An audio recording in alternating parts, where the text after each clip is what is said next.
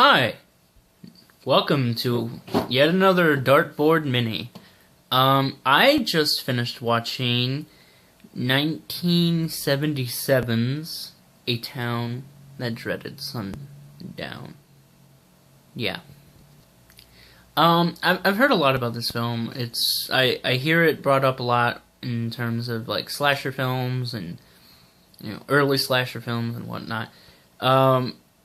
Although I think it's not really a slasher film. I mean, there's scenes that are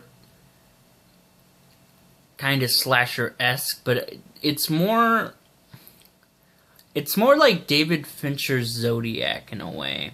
It's a serial killer movie, but it isn't like Friday the 13th. Although I can definitely see the influence. Most famously, you can tell from the mask that the killer is wearing.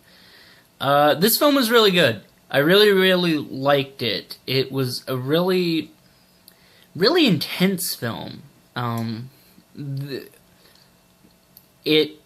killer, we never find out who the killer is. It's kind of like a pseudo-documentary kind of thing, which makes sense because this director also did Legend of Boggy Creek, which is, like a documentary, but this one's clearly a film, but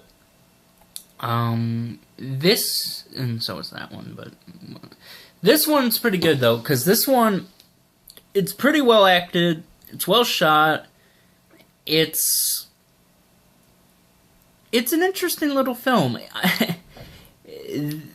It's genuinely, there's some really creepy scenes in this, like, there's a scene where it reminded me of the scene in Zodiac, that really disturbing, like, powerful scene where the couple's killed in the wine country. There's a scene in this that kind of reminds me of that, where these two teens who are in the woods after like a dance, they get killed, and this guy has the killer has like a trumpet with a knife at the end of it, and he's doing and the intensity in the eyes of the killer, it's just like, it's some pretty creepy shit. It's pretty terrifying.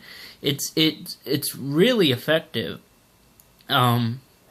It's a little slow at times, but I think it's fine. I mean, it moves at a pretty good pace. It's an interesting mystery. The biggest complaint I have is the director, and it's not the direction that's the problem. He plays like a Barney Fife character in the movie, and there's some wacky hijinks stuff that I don't like. There's literally a scene where a woman calls all the cops, and they're looking at her house, and the cat runs, and it's a cat, and the music it wasn't wah wah music, but it was very close to being wah wah wah. It's kind of like Last House on the Left in that regard, where the wacky hijinks shit, you're just like, why is this in here? It completely distracts you from the dread of the rest of the film, and that's kind of irritating.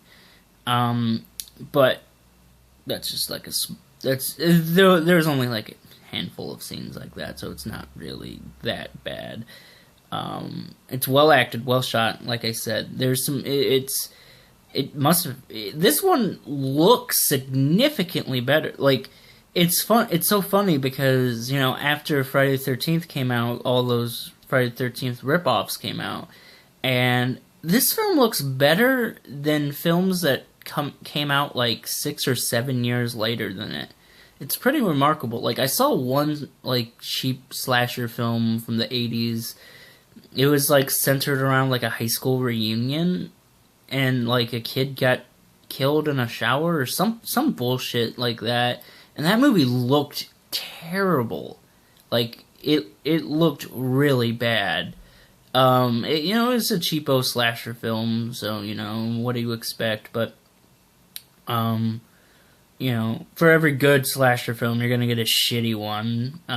This one isn't a. I don't. This one isn't a slasher film, though. I wouldn't say. I think it's more of a serial killer type film, like Zodiac. Because I wouldn't consider Zodiac a slasher film, even though there is one scene where someone gets killed. Like, I don't consider this a slasher film. I can see how it influenced the genre, though, definitely. I can see how it influenced the genre the same way like Texas Chainsaw did, and you know other films, Psycho and stuff like that. Peeping Tom, you know. This one is really good. It has a really good score. The mystery is interesting. You get kind of wrapped up in it. The biggest complaints I have, though, are at times it is a little slow, and the hijinks shit was like, what? But the killer himself is a very scary, intimidating killer. You know, like I said, the eyes, the intensity behind those eyes, like, it's some terrifying shit. And it does some pretty... The director kind of does some interesting things, like this, some of the slow-mo stuff in this is really good. I don't know if slow motion was as prevalent back then as it is now. It probably was. I mean, now that I say that, I'm like, oh wait, there was slow motion Friday the 13th, so... Yeah, you could definitely tell, like, a lot of shit in this film influenced the Friday the 13th movies. Definitely.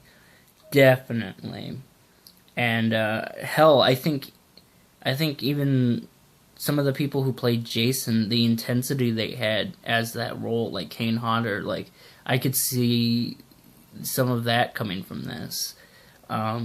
It's really well done.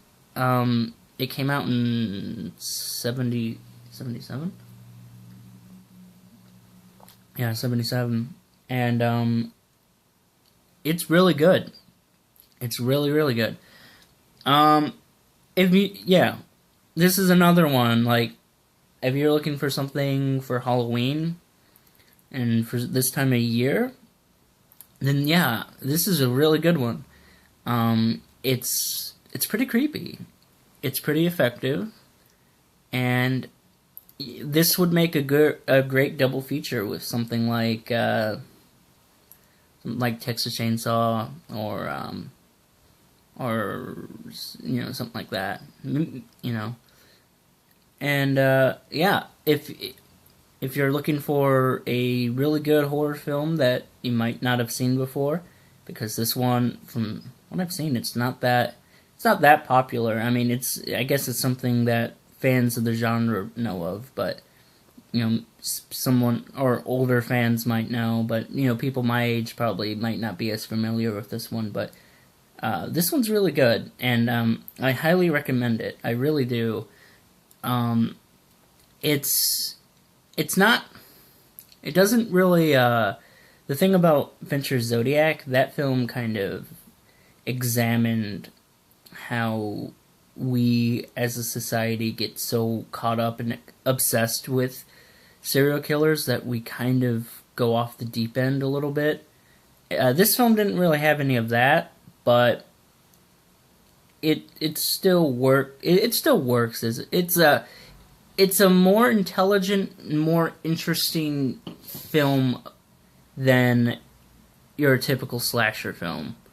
I'll say that. It's more interesting than, you know, a typical bland slasher film. It's not my favorite, but I really like it. I really, really like it.